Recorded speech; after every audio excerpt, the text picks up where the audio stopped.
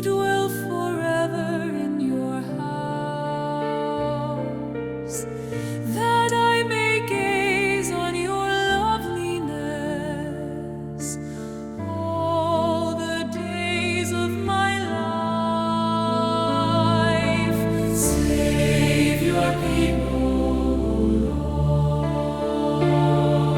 Show us the ways to come home. We have been wandering far from your love. Save your people. Sa ngalan ng Ama, ng Anak at ng Espiritu Santo, Amen. sumainyo ang Panginoon. At sumaiyo rin. Mga kapatid, bakit nagsasawa kang magmahal? Napakasarap magmahal. Pero bakit nangangawit tayong magmahal? At minsan, napakatipid pa natin sa ating pagmamahal. Kapag tayo'y napapagod na sa pagmamahal, kapag umaayaw na tayong umibig, isa lang ibig sabihin, masyado tayong nakatingin sa ating sarili. Hindi ka mapapagod at ibibigay mo ang lahat-lahat kung makakalimutan mo lang ang iyong sarili. Napansin nyo, kapag nanonood ka, nakakalimutan mo ang sarili mo. Kaya nga tuwang-tuwa ka. Ang dahilan ng ating lungkot madalas ay sobrang pag-aala-ala sa sarili. Kapag naalaala mo, tinignan mo kung gaano ka minamahal ng iba, kung gaano ka minamahal ng Diyos, matutuwa ka. Magpapasalamat ka at maghahanap ka ng paraan para masuklian mo ang pag-ibig, ang pagmamahal, ang kabutihan na binibigay ng iba sa iyo. Aminin natin, mga pagkakataon na kung saan wala tayong ibang inisip, kundi ang ating sarili. Aminin natin ang mga pagkakataon na kung saan tayo nagreklamo, at kung saan sinasabi natin, paano na lang ako. Sa mga pagkakataon tayo naging makasarili. Tingin natin ito ng awa at tawad sa Diyos. Para tayo'y makitang karapat-dapat muli makatanggap sa mga banal na misteryo. Inaamin ko Sa makapangyarihang Diyos at sa inyo mga kapatid, na lubha akong nagkasala sa isip, sa salita, sa gawa at sa aking pagkukulang. Kaya isinasamo ko sa mahal na Birheng Maria, sa lahat ng mga anghel at mga banal, at sa inyo mga kapatid, na ako'y ipanalangin sa Panginoong ating Diyos. kaawaan tayo na makapangyarihang Diyos. Patawarin tayo sa ating mga kasalanan. Patnubayan tayo sa buhay na walang hanggan. Amen. Panginoon, kaawaan mo kami. Panginoon, kaawaan mo kami. Kristo, kaawaan mo kami. Kristo, kaawaan mo kami. Panginoon, kaawaan mo kami. Panginoon, kaawaan mo kami. Manalangin tayo. Ama naming makapangyarihan, kaming napapasubsob dahil sa aming kahinaan, ay makabangon nawa at makapanindigan, pakundangan sa pagpapakasakit ng iyong anak na kasama mo at ang Espiritu Santo magpa sa walang hanggan. Amen.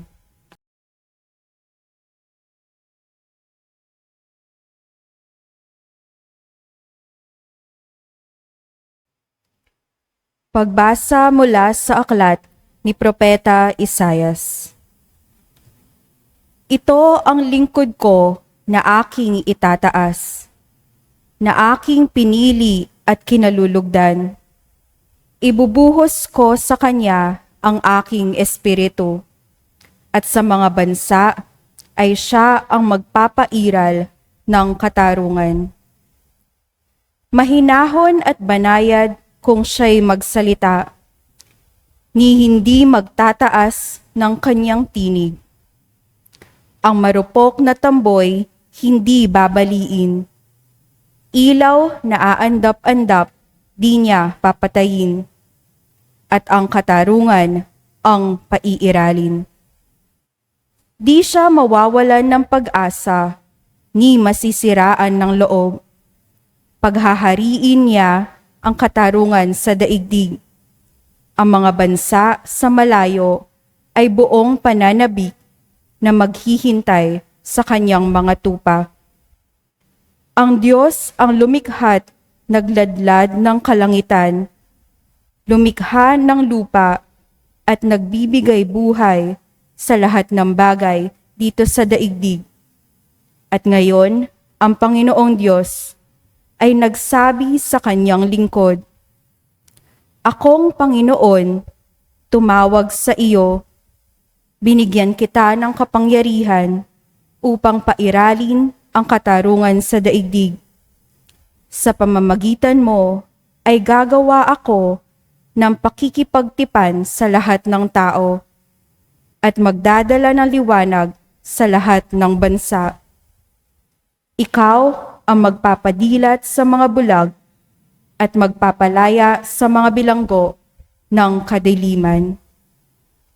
Ang salita ng Diyos. Salamat sa Diyos. Panginooy aking tanglaw, siya'y aking kaligtasan. Panginoon, aking taulay, siya'y aking kaligtasan. Tanglaw ko'y ang poon, aking kaligtasan, kaya walang takot ako kanino man. Sa mga panganib, kanyang iingatan, kaya naman ako'y walang agam-agam. Panginooy aking tanglaw, siya'y aking kaligtasan. Kung ang aking buhay ay pagtatangkaan, niyong masasama sila'y mabubuwal. Panginooy aking tanglaw, siya'y aking kaligtasan. Kahit salakayin ako ng kaaway, magtitiwala rin ako sa may kapal. Panginooy aking tanglaw, siya'y aking kaligtasan. Ako'y nananalig na bago mamatay, masasaksihan ko ang iyong kabutihan, na igagawad mo sa mga hinirang. Sa Panginoong Diyos, tayo'y magtiwala. Ating patatagin ang paniniwala. Tayo ay umasa sa kanyang kalinga. Panginooy aking tanglaw, siya'y aking kaligtasan.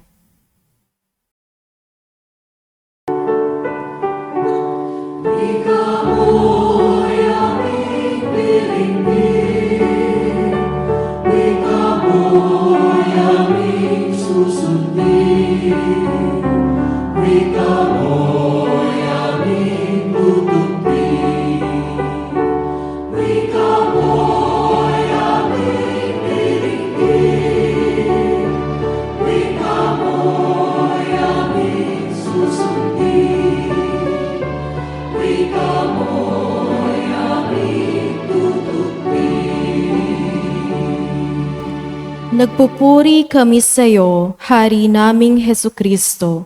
Ang pagdamay mo sa tao ay talagang patotoo na kami minamahal mo. Sumainyo ang Panginoon. At sumaiyo rin. Ang mabuting balita ng Panginoon ayon kay San Juan.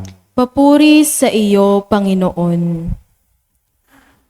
6 na araw bago magpaskwa, si Jesus ay dumating sa Betania, sa bayan ni Lazaro na kanyang muling binuhay. Pinaganda siya roon ng hapunan, naglingkod si Marta at si Lazaro ay isa sa mga kasalo ni Jesus. Kumuha si Maria ng mamahaling pabango, 1 libra ng dalisay na nardo, at binuhos sa mga paa ni Jesus. Pagkatapos pinunasan ng kanyang buhok, ang humalimuyak sa buong bahay ang pabango. Si Judas Iscariote, ang alagad na magkakanulo kay Jesus, ang nagsabi, bakit hindi pinagbili ang pabango at ibigay sa mga dukha ang pinagbilhan? Maaring umabot sa 300 denaryo ang halaga niyan. Hindi dahil siya'y may malasakit sa mga dukha, kaya niya sinabi yon, kundi dahil siya'y magnanakaw. Siya ang nag-iingat ng kanilang salapi at kinukupit niya ito. Sumagot si Jesus, ano't siya'y ginugulo ninyo? Pabayaan ninyong ilaan niya ito para sa paglilibing sa akin. Habang panahon kasama ninyo ang mga dukha, ngunit ako'y hindi ninyo kasama sa habang panahon. Nabalita na maraming Hudyo na si Jesus ay nasa Betanya, kaya't pumaroon sila. Hindi lamang dahil sa kanya, kundi para makita si Lazaro na kanyang muling binuhay. Kaya't binalak ng mga punong saserdote na ipapatay rin si Lazaro. Sapagkat dahil sa kanya'y maraming Hudyo ang humihiwalay na sa kanila at nananalig kay Jesus. Mga kapatid, ang mabuting balita ng ating Panginoon. Pinupuri ka namin, Panginoong Hesukristo. Magandang araw po muli sa inyong lahat. Welcome po sa ating banal na misa. Pakisabihan nyo naman po ang iyong mga katabi, God is good. God is good. Sobra, God is good. May napanood po akong isang video na feature po ito sa GMA News. Tungkol po sa isang tatay, matanda na, stroke patient. Mula po siya sa Plaridel, Bulacan. Noong pong February 14, araw po ng mga puso, sinurprise po nitong mister ang kanyang asawa. Nagpabili po si tatay ng mga rosas sa kanyang anak. Noong pagka-uwi po ng kanyang bisis, parang pinrank pa siya. Sabi po ng anak niya, "Ma, bilisan mo, masakit daw yung tiyan ni tatay." Yan, nagmamadali po. Pumasok yung misis sa kwarto, nakita niya yung kanyang asawa nakahiga sa kama, nakatakip po ng kumot yung kanyang katawan, at inalis po niya yung kumot. Nagulat po itong babae dahil hawak-hawak po nitong matanda yung bouquet of flowers. Binibigay po niya doon sa kanyang misis. Kahit na hindi po makatayo itong tatay, nag-effort po siya. Ibigay yung bulaklak sa kanyang asawa. Gusto po niyang halikan yung misis niya. At tuwang-tuwa po itong babae, pero higit po sa lahat, naantig po yung kanyang puso. Bakit? Kasi kahit na ay sakit o may karamdaman yung kanyang mister, kahit na nahihirapan siya, hindi po naging hadlang yon para ipakita ang kanyang pagmamahal. Totoo naman po, kapag nagmamahal ka, maghahanap ka ng paraan para ipakita mo ang iyong pagmamahal. Ang tunay na umiibig, hindi nakikita yung balakid, yung problema. Ang kanyang tinititigan, ang kanyang nakikita, ay tanging minamahal lang niya. At ang tunay na nagmamahal, handang magbigay kahit na masakit, kahit na mahapdi, kahit na hindi na madali. Remember that, my dear friends, that true love knows no limit. True love always gives, even if it hurts. And true love is willing to sacrifice, even if it is not easy, even if it is inconvenient. At ito po ang eksena na ating narinig sa ating mabuting balita ngayon. May isang babae po, si Maria, ang kapatid ni Lazaro, na binuhay ng ating Panginoong Hesukristo, na hindi nagdalawang isip, ibuhos yung mamahaling pabango sa paa ng ating Panginoong Hesukristo. Ang pabango po ay tanda ng kanyang pagmamahal, ng kanyang pasasalamat. Isang pagmamahal na walang sukat, walang pagkukwenta, walang pag-iimbot.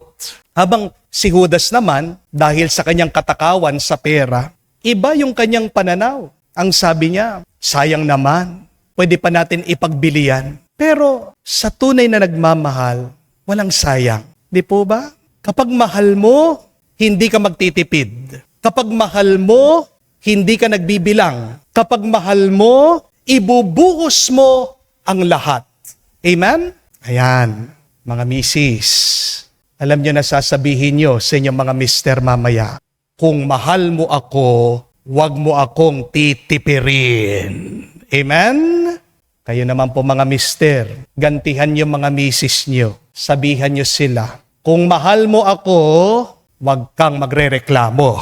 Amen? Napakaganda po ng tagpo sa ating ebanghelyo. Ang sabi po, kumuha daw po ng 1 litro na pabango, nasa alabastro na lalagyanan itong si Maria at binuhos daw po sa paa ng ating Panginoong Hesukristo. Baka hindi niyo po alam ito. Bago mo babuksan yung lalagyanan, yung alabastro, kailangan mo munang basagin yung takip nito. Diba kahit naman sa mga pabango natin ngayon, bago mo makuha yung pabango, kailangan mong buksan, alisin yung wrapper. Di po ba? Pero merong malalim na kahulugan po ito. What is the gospel trying to tell us? Remember this. You cannot pour everything without breaking something. Amen?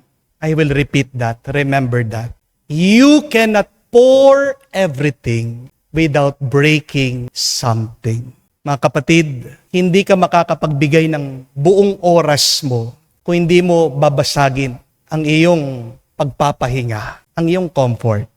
Hindi ka makakapagmahal ng totoo kung hindi mo babasagin ang pride mo. Di po ba? Hindi ka makakapag-alay ng buo kung hindi ka handang masaktan. Para maibuhos mo ang pabango, kailangan basagin mo ang sisidlan. At para maibuhos mo, maibigay mo ang iyong pagmamahal, kailangan basagin mo din ang iyong puso, ang iyong loob. Kaya may katotohanan, true love hurts. If it does not hurt, it is not love. Amen? Pero pansinin niyo po, ang pusong basag, yan yung pusong marunong magmahal. Ang pusong nasaktan, yan ang pusong marunong umunawa. Ang pusong nabasag, winasak ng iba, yan ang pusong handang ibuhos niya ang kanyang sarili. Ang tanong, anong kailangan mong basagin sa iyong sarili para makapagmahal ka ng buong buo, ng todo-todo? May dalawa pong magkapitbahay, pero magkaiba po yung kanilang ugali. Yung isa po, kapag may tinapay, kapag mayroong pagkain, tinatago po niya. Unti-unti kinakain po yung kanyang pagkain, yung kanyang tinapay. Kasi natatakot po siya na maubusan. Pero yung kapitbahay niyang isa, isang tao, kapag meron po siyang tinapay, kapag meron po siyang pagkain, palagi hinahati, binibigay sa mga nahihirapan. Kahit mismo yung kapitbahay niya, nag-share po siya sa kanya. Bandang huli, anong nangyari? Yung isa na nagtatago ng pagkain, gutom pa rin.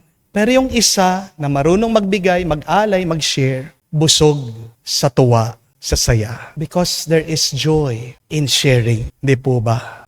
Makikita niyo po yan sa mga magulang, sa mga lolo, lola. Ano yung tuwa niyo po, kayong mga magulang, kayong mga nakakatanda? Pag masaya yung mga anak niyo, di po ba?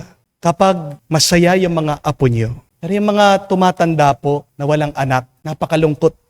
Ay kaibigan po ako. Ang tagal na po nagdarasal. Hindi sila magkaroon ng anak. Isa, nag-aaway po silang mag-asawa. I am praying for them. Pero sabi niya, kung hindi man po kami bigyan ng anak, Father, we focus on giving to one another. Dahil yun naman po yung pangako namin sa bawat isa. Ang umpisa ng aming kasal ay yung mahalin ang bawat isa. Ang tunay na pagmamahal, hindi nananatili lang sa sarili. Diba? Kailang ka tunay na masaya kapag kumakain. Pag meron kang kasama, kailang ka tunay na masaya na nagbabakasyon. Kasama mo sa bakasyon yung iyong pamilya. Di po ba? You may want to keep things and money for yourself. But if you're all alone, you will just be lonely and miserable. Only those who are willing to break themselves, to share fully, are the ones who are truly happy and alive. Kapatid, huwag ka matakot na maubos sa pagmamahal. Dahil ang mga taong nauubos sa pag-ibig, silang pinupuno ng Diyos. Ang tanong, kanino mo pa nire-reserve yung iyong pagmamahal? Sapagkat ang ating Panginoong Hesukristo, ang Diyos, dumarating at siya'y karapat-dapat ng ating pag-ibig at pagmamahal. Ngayon tayo'y inaanyayahan ng Diyos. Wag lang tayong magmahal ng mura. Magmahal tayo ng totoo. Magmahal tayo ng buo. Total magmamahal ka na rin Bakit hindi ka pa magmahal ng todo-todo? Di po ba? San mapupunta yung the best na pwede mong ipagkaloob? Matatapos din ang buhay natin dito. Masasayang lang. Bigay mo dahil walang nasasayang sa tunay na nagmamahal. Amen? Karinawa, hindi lang tayo magbigay ng mga tira-tira. Kung hindi magbigay tayo, kahit na masakit. Pero kung totoo naman, yan ay isang grasya. Yan ay pagpapala. Matuto sana tayo na basagin ang sisidlan ng ating puso. Dahil kapag saradong iyong loob, mabubulok. Kung ano man ang tinatago mo dyan, basagin mo ang iyong loob. Kahit na masakit, ibuhos mo ang iyong oras, ang iyong lakas, ang iyong puso para sa Diyos at sa iyong kapwa. Kapag nagbigay ka ng sobra-sobra, sobra-sobra din ang babalik sa iyo. Kaya pagdasal po natin sa banal na misang ito na huwag mag-alinlangan na magmahal ng tunay na totoo ng sobra-sobra dahil ang Diyos palaging tunay at sobra-sobra din ang pagmamahal, ang kanyang grasyang binibigay sa atin. Amen. Tumayo po tayo. Alay po natin sa Diyos ang ating mga dasal at panalangin. Sa kabutiang loob ni Jesus, inaanyayan tayo na lumapit sa Kanya ng buong pagpapakumbaba para sa kapatawaran ng ating mga kasalanan. Nakakatiyak tayo sa Kanyang habag, kaya't idulog natin sa Kanya ang ating mga kahilingan. Ating sabihin, Panginoon, dinggin mo kami. Panginoon, dinggin mo kami. Ang mga nagdurusa at nagdadala ng mabibigat na pasanin sa buhay, naway humarap sa mga pagsubok ng may pagtitiyaga. Manalangin tayo sa Panginoon. Panginoon, dinggin mo kami. Ang mga bilanggo naway magkaroon ng kaginhawaan ng loob na siyang hatid ng Espiritu. Manalangin tayo sa Panginoon. Panginoon, dinggin mo kami. Tayo naway magbigay ng tulong sa mga dukha. Manalangin tayo sa Panginoon. Panginoon, dinggin mo kami. Sa katahimikan po ng ating puso, banggitin natin, sabihin natin sa Diyos ang ating mga personal na pangangailangan. Ama, sinusugo mo sa amin ang iyong anak sa isang misyon dahil sa iyong habag sa sangkatauhan. Pagkaloob mo sa pamagitan ng kanyang presensya, sa aming buhay, lagi kaming paginhawahin ng kanyang kabutiang loob at lakas. Amen. Buhay pagmamahal,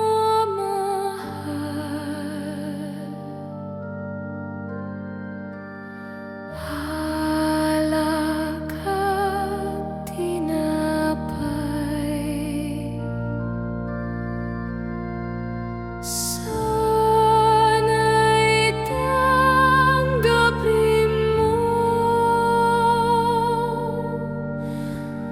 amang mapagmahal,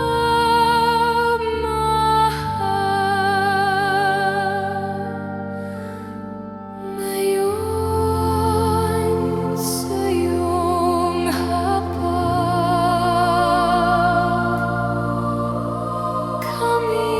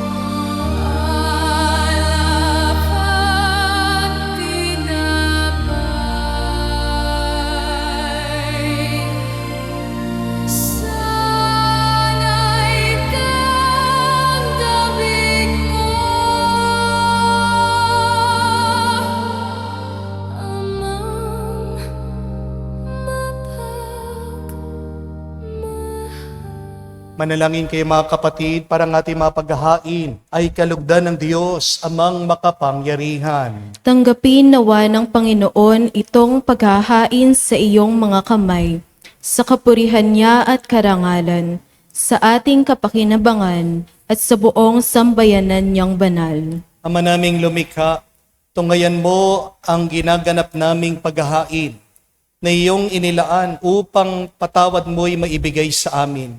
At ikaw ay nagbigay sa aming buhay na walang maliw. Sa pamagitan ni Jesucristo kasama ng Espiritu Santo, magpa sa walang hanggan. Amen. Sumainyo ang Panginoon. At sumaiyo rin. Itaas sa Diyos sa iyong mga puso at diwa. Itinaas na namin sa Panginoon. Pasalamatan natin ang Panginoong ating Diyos. Marapat na siya ay pasalamatan. Ama namin makapangyarihan, tunay nga marapat ikaw ang aming pasalamatan sa pamagitan ni Jesucristo na aming Panginoon. Sa pagpapakasakit ng giliw mong anak, ang sangkatauhan minarapat mong magpahayag ng iyong dakilang pag-ibig sa lahat. Nang pawang nais mong tubusin ang Mesiyas sa harap ng iyong kadakilaan, tapos ang dila naming magsaysay sa pag-ibig ng kapangyarihan, sa krus ay tinangal. Sa krus, pinasyang patawarin ang mga tao, sa krus ng tagumpay ang pinakong Kristo. Kaya kaisa na mga anghel nagsisiawit ng papuri sa iyo. Nang walang humpay sa kalangitan, kami nagbubunyi sa iyong kadakilaan.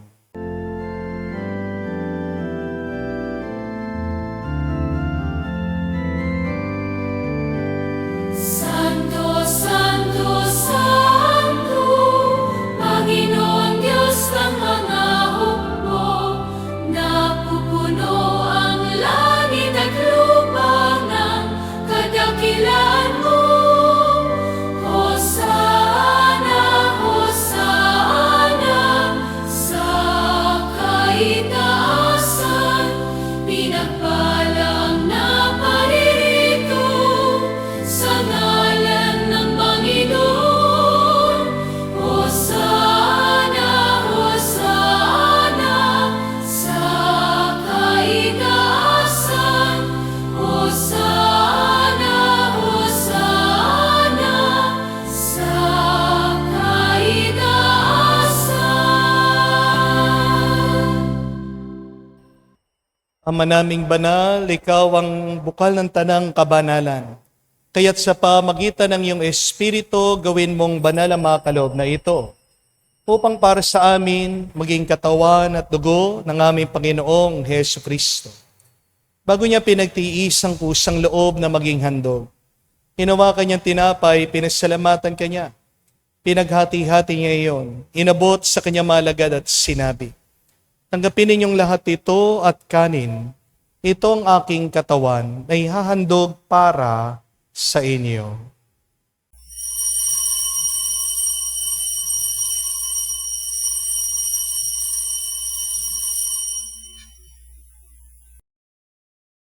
Gayon din naman nung matapos ang hapunan, hinawakan niyang kalis.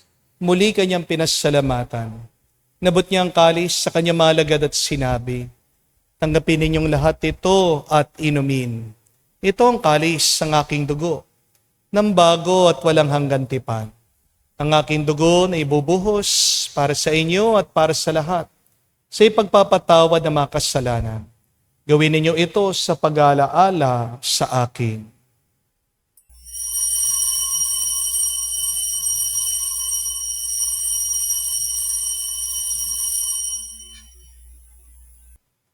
Ang misteryo ng pananampalataya.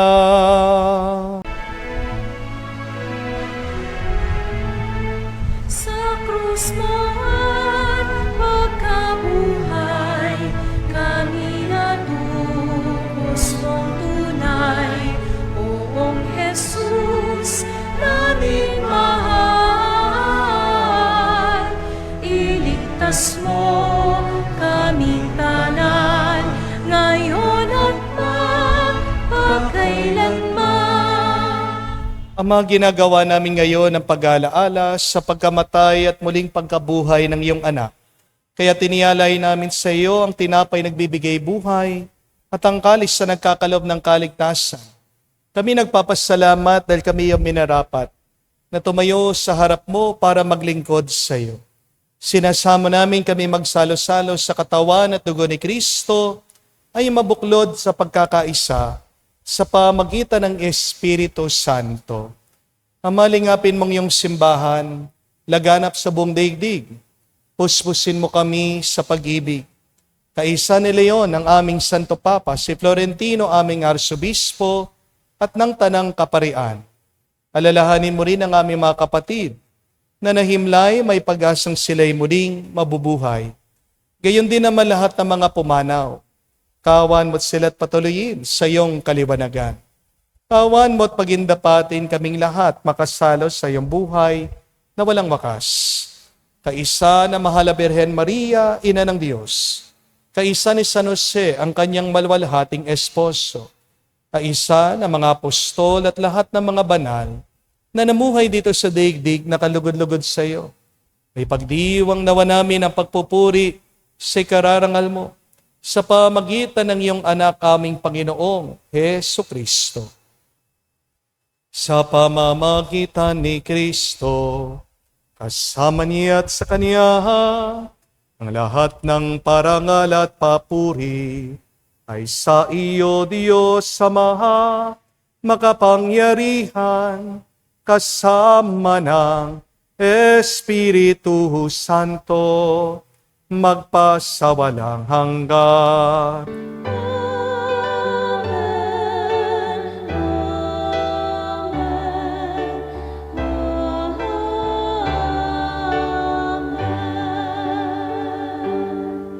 Sa nakagaling na utos sa turo ni Jesus sa Panginoon natin at Diyos, ipahayag natin ng lakas loob.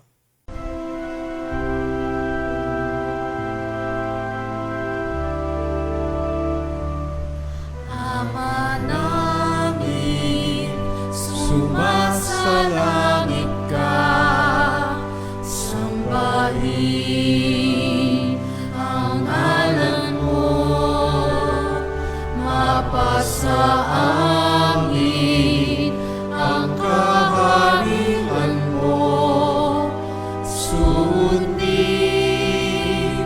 ang loob mo dito sa lupa para lang sa langit. Bigyan mo kami ngayon ng aming kakanin sa araw-araw, at patawarin mo kami sa aming mga sala para ng pagpapatawad namin sa nagkakasala sa amin. At huwag mo kaming ipahintulot sa tukso, at iadya mo kami sa lahat ng masama. Hinihiling namin kami adya sa lahat ng masama, pagkalooban ng kapayapaan araw-araw, iligtas sa kasalanan, at ilayo sa lahat ng kapahamakan, samantalang aming pinanabikan, ang dakilang araw ng pagpapahayag ng tagapagligtas naming si Hesu Kristo. Sapagkat iyo ang kaharian at ang kapangyarihan at ang kapurihan magpakailanman. Amen. Panginoong Hesu Kristo, sinabi mo sa mga apostol, kapayapaan ang iniiwan ko sa inyo, ang aking kapayapaan binibigay ko sa inyo. Tungayan mo ang aming pananampalataya at huwag ang aming pagkakasala. Pagkalooban mo kami ng kapayapaan at pagkakaisa ayon sa iyong kalooban, kasama ng Espiritu Santo, magpa sa walang hanggan. Amen. Kapayapaan ng Panginoon ay laging sumainyo. At sumaiyo rin. Magbigayan po tayo ng kapayapaan sa bawat isa. Peace with you po. Kapayapaan po sa inyong lahat.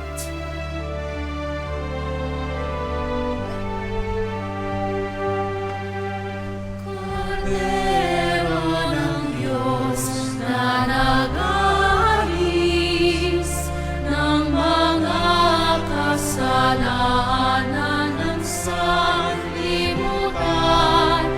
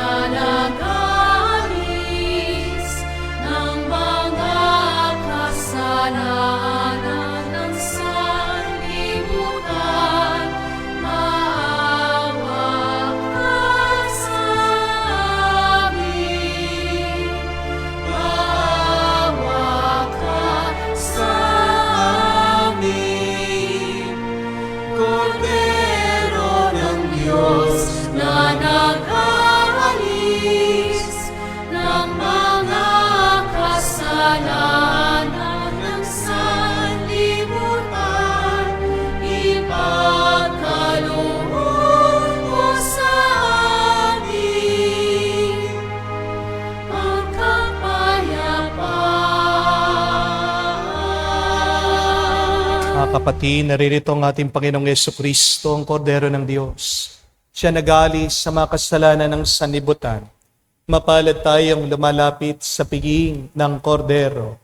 Panginoon, hindi ako karapat-dapat na magpatuloy sa iyo, ngunit sa isang salita mo lamang ay gagaling na ako.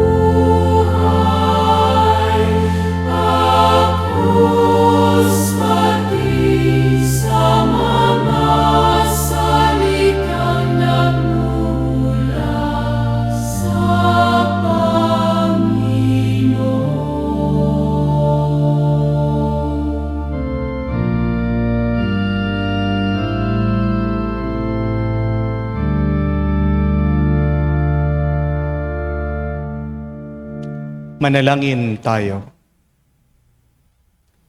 Ama namin mapagmahal, dalawin mo ang iyong sambayanan at tunghayan mo ang aming kaloobang nakalaan upang amang misteryo ng hapis at walhati ay pagdiwang at tinanggap naming kagalingan sa banal na pakikinabang na pinagsaluhan namin mula sa iyong mapagpalang kamay. Ay pamalagian mo sa amin pakundangan sa iyong patnubay. Sa pamagitan ni Jesucristo kasama ng Espiritu Santo, magpa sa walang hanggan. Amen. Sa tingin niyo po, magkano ang nagpapaalis ng apdo? Ako po wala na akong apdo eh. Nagkaroon ako ng bato sa apdo. Ng mga panahon na yon, mga 70,000 po. Mahal, no? Mas mahal po siguro ngayon. Magkano po ang knee replacement? Nung kakilala ko po, sa UST pa yata, mga 1.2 million. Magkano po nagpapa-brain surgery? Million din po, no? Magkano po nagpapabukas ng puso, nagpapaalis ng bara? Mga kalahating milyon, 1 milyon. Mahal po ang nagpapagamot. Pero, nagpasalamat na ba tayo sa Diyos? Hindi naman tayo sinisingil sa buhay, sa katawan na binigay niya sa atin. Di po ba? Pero anong tanging hiling lang ng Diyos? Ayong maging mabuti tayo, magmahal tayo sa ating mga kapwa. Bakit kailangan mong magmahal ng sobra-sobra, todo-todo? Kasi sobra-sobra din nagmamahal, todo-todo din ang pag-ibig ng Diyos sa iyo. Kaya nga, magbigay ka na may ngiti sa iyong muka.